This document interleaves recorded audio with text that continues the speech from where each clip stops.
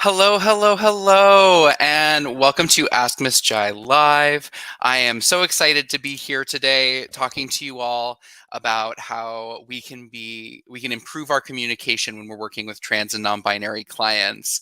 I am welcome if you've never seen an Ask Miss Jai Live before. I know we had a lot of folks join the newsletter recently, so hopefully this is something that will be helpful for you. If you're catching this live, go ahead and put a hashtag live in the comments.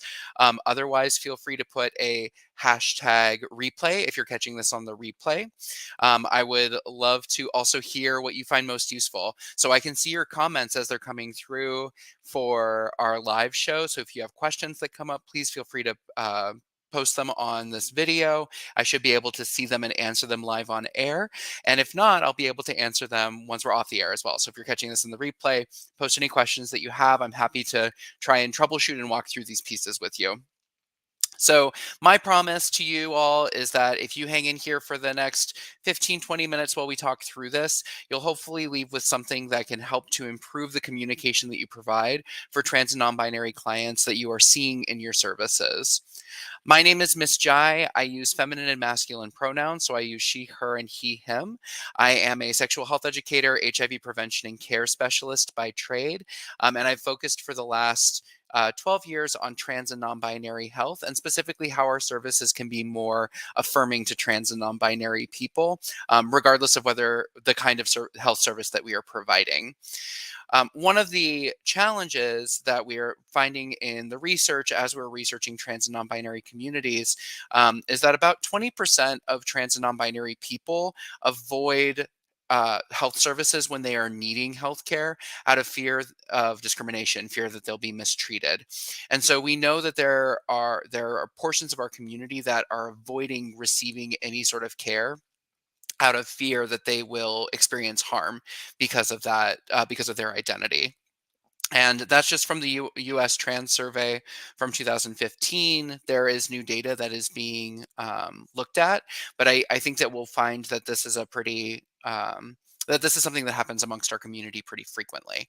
So today, we're going to talk a little bit about how we as providers specifically can communicate with trans and non-binary people, the how of how we're communicating, what we are trying to communicate to make sure that we are meeting folks where they are at, and we're providing services in a way that is affirming and supportive of all folks, but especially our trans and non-binary community because we know they are so frequently pushed out of services because of their identity.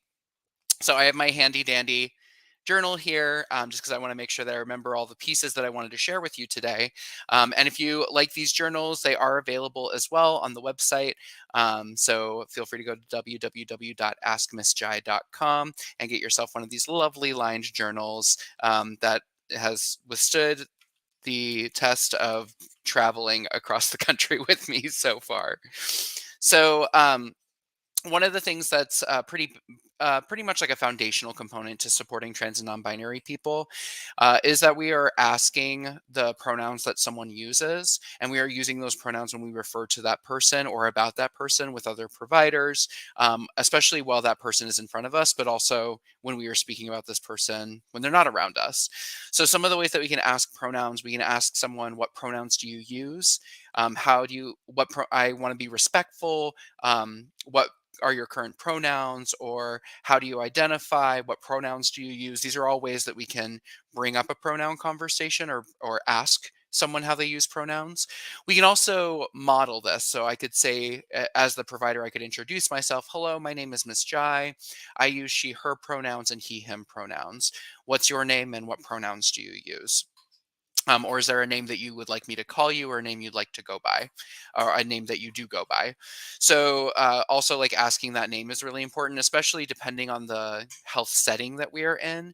Some health settings require that we collect legal information, legal name, as well as legal gender marker.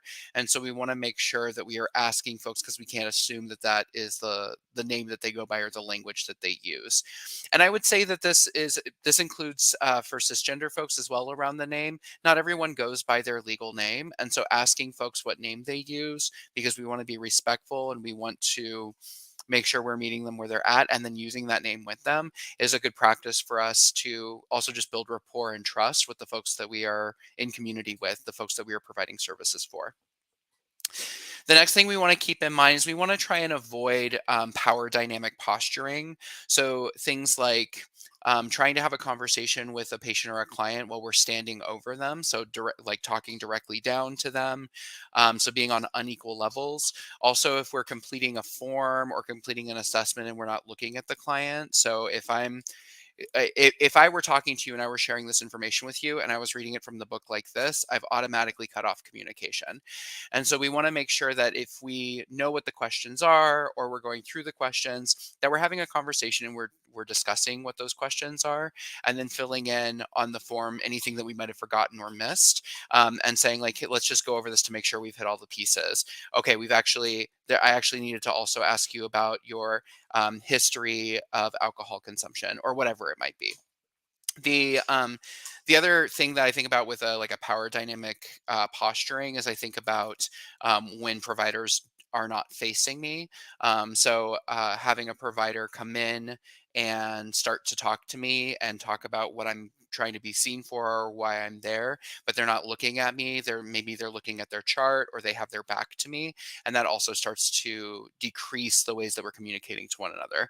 So by instead taking a similar level. So whether that be seated, if the client or the patient is on like a raised bed, that then being stand makes sense because you're still at potentially an eye to eye level, making sure that we are facing the client, that we're having a conversation, we're using open body language.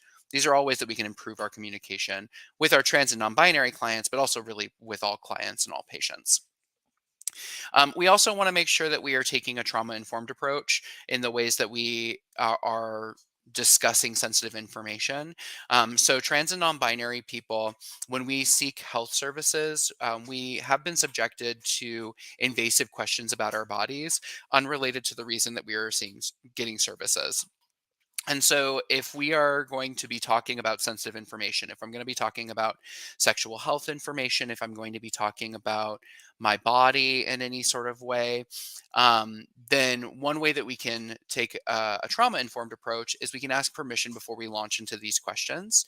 It prepares the client or the patient who's sitting in front of us to know that this is something we're going to be talking about. So, I might say, part of my assessment today is asking questions about your sexual health and potential risk for sexually transmitted infections or STIs. Are you comfortable with answering those questions today? Or are you okay if we move into that section now, or would you like to save it for the end of our conversation? So there are ways that we can frame it, and ways that we can ask it to make sure that we are getting consent before we launch into those pieces.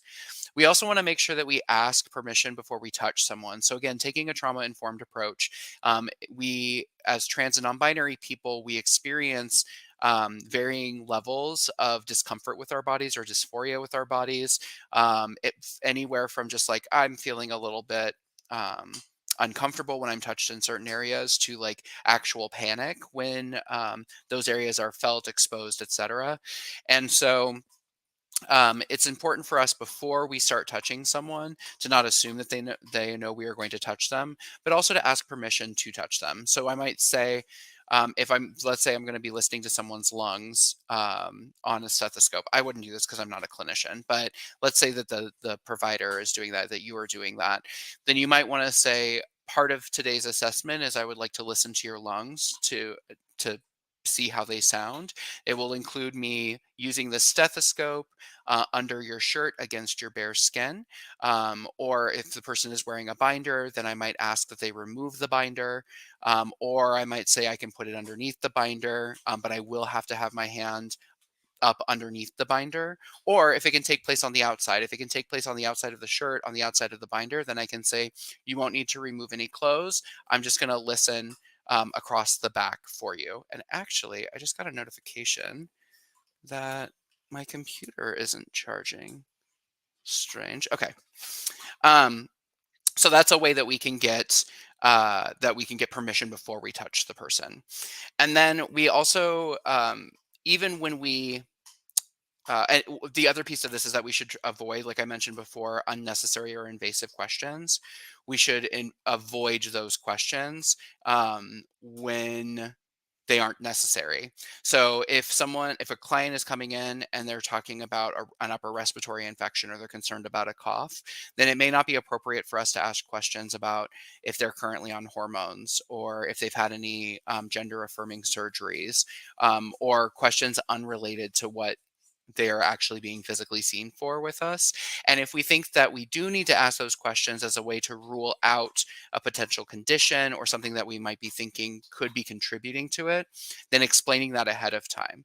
So if, for example, someone comes in and they say, "Oh, I've broken my arm. Something has happened. I have a bone that has broken, and I'm concerned that a hormone replacement therapy may be doing potential damage to bone structure, or I have misconceptions around that."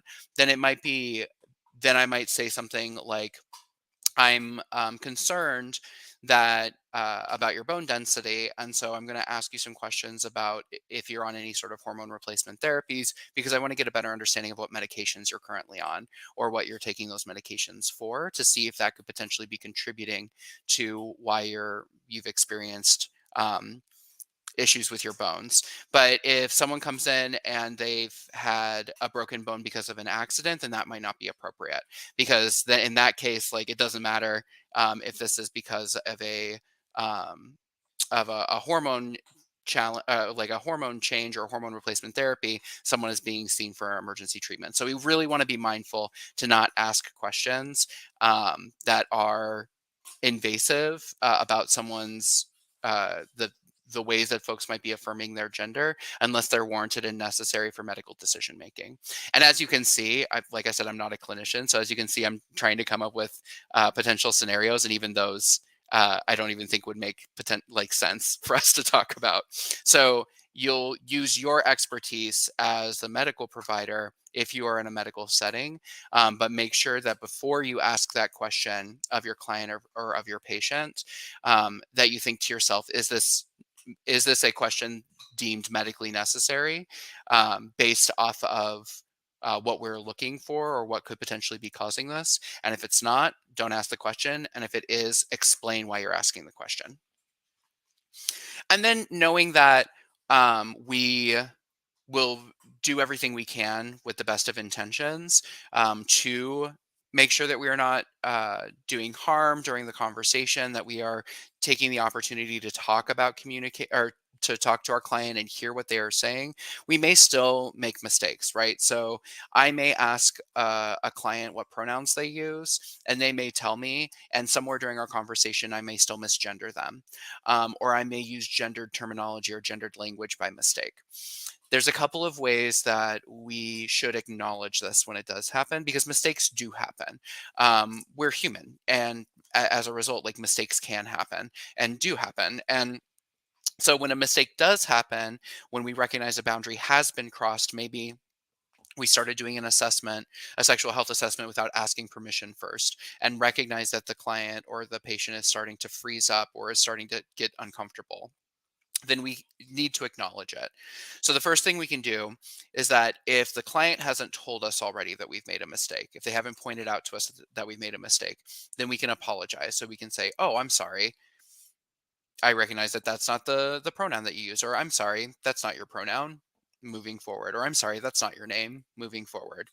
Um, if the client or the patient has pointed out to us that we have made a mistake, so let's say I misgender a client and they say, "Actually, I don't use those pronouns," then it's appropriate for me to thank the person for correcting me. Like, "Oh, thank you for correcting me," and moving forward in that sense as well. Because we also don't want to get into this place of, "I've apologized, now they're having to forgive me," and it starts to get sort of like drawn out. And that's really what we want to avoid. We don't want to go down the road of overly explaining why we made the mistake. We don't want to go down the road of trying to explain that, like, this is the first time it's ever happened, or usually we're so good about it, or I have a lot of trans friends. None of that. None of that is appropriate. None of that is necessary. And it is eating up time during often an already finite amount of time that we have to sit with our client or our patient. And so instead, we can acknowledge, either through apology if we recognize it first for ourselves, or by thanking the client when they pointed out to us that we've made a mistake. Then we correct the information. So I might repeat it back, but corrected. So if I misgender a client and I say, she said uh, XYZ, then I might say, I recognize it for myself. I might say, I'm sorry, he said, and then XYZ. So I correct it in the moment. And then depending on the level of intensity for what mistake has been made, or what level of transgression has been made, right? We might need to ask permission to continue on as well. So if I misgender someone once, then it might be appropriate to continue to move forward. If this is the fourth or fifth time that it's happened, and I keep apologizing and correcting myself, and I keep apologizing and correcting myself, and the client keeps pointing it out, and I keep thanking them, but I'm still misgendering them, then it may be appropriate to ask permission to continue. Like, I know that this has happened a couple of times now. I want to make sure you're comfortable continuing to talk to me, because I'm not doing this intentionally. And also, I don't want, you would feel more comfortable talking to another provider, I'd like to connect you up. Or if you'd like to take a break or a moment, then we can go ahead and take a break or a moment. Because the other piece of this is that sometimes when our boundaries are crossed, we can, it can sometimes elicit an emotional reaction. Sometimes it's oftentimes that emotional reaction is justified. Sometimes though it might appear irrational. It might appear like it's much larger than we would anticipate because a mistake was made. But something that's important for us to keep in mind as the provider is that if I misgender a client or a patient once, then if that was the only time that it's happened in years, the only time that it's happened in their lifetime, the only time it's happened in a very long time, then it might not be a big deal, and it might not be as intense to the client or to the patient. But a lot of our clients and patients are also coming in with the experience of having to get to our clinics or to our spaces, our health spaces, and so they've had to go on public transportation. They've had to go through our lobby. They've had to try and find a restroom to use. They've had to answer questions on forms that are not inclusive of trans and non-binary people. And so we may have misgendered them once, but they've been actually experiencing a variety of small bites all the way up to this point. So this might be the 15th time today that they've been misgendered, or this might be the 15th time in our services that they've been misgendered, even if it wasn't by us as a provider. So it's something important to keep in mind that if we experience a very intense emotional response to a mistake that we make, that we ask permission to continue, or to see if or to take a small break, but also that we approach that with empathy and understand that that is likely in response to the way that our society and our communities treat trans and non-binary people, and the way that folks are trying to just navigate this world and often experience this kind of harm on their day-to-day basis, or in their day-to-day lives. So the three steps so far are to apologize or thank, to correct ourselves, to ask permission, and then the final one is to go ahead and move on with the assessment. So again, we don't want to dwell on the mistake we made. We don't want to dwell on how great of an ally we are. We don't want to dwell on that this never happens, or that we're learning so much about trans people. We want to move on with what their health concerns are, so that we are getting their health needs met, and so that they feel listened to and heard in that appointment. So these are some of the ways that we can we can improve our communication with our clients and our patients who are trans and non-binary. We can make sure that we're using pronouns and we're using name. We can make sure that we are avoiding any unnecessary or invasive questions out of our own curiosity about their transness. We can avoid power dynamic posturing, and practice active listening. And then we can acknowledge when a boundary is crossed, and we can apologize or thank, correct, ask permission if necessary, and move on. So again, my name is Miss Jai. I am the host of Ask Miss Jai Live. I use she, her, and he, him pronouns. I'm really excited to be able to bring this information to you all every week. If you have any questions, feel free to put those in the chat or in the comments below. I read every question that I get, so please put them there. If you're catching this live, go ahead and put a hashtag live, or you're catching it on the replay, go ahead and put a hashtag replay. Let me know which portion of this you found most helpful, or any other recommendations recommendations you have on how providers can improve communication with their trans and non-binary clients and patients. I want to express my gratitude to you all for listening and to everyone who's making Ask Miss Jai live so helpful and making it so interesting and are submitting your questions. So thank you so much. And then if you would like to learn more about how you can improve your communication, things you can do in your really like the things that you can do within your health environment to create gender affirming health spaces. I am running a masterclass on February 10th from 5:30 to 7:30 Mountain Standard Time. So if you are interested in that masterclass, more information can be found in my link in bio. It can also be found at www.askmissjai.com, or feel free to drop a comment below and let me know that you're interested in the masterclass, and I'll send it to you directly. So again, my name is Miss Jai. I'm really excited to be here and to share this information with you all every week. And I want to thank you for taking the time to invest in the health and well-being of trans and non-binary communities. Thank you so much. And until next time, have a good one.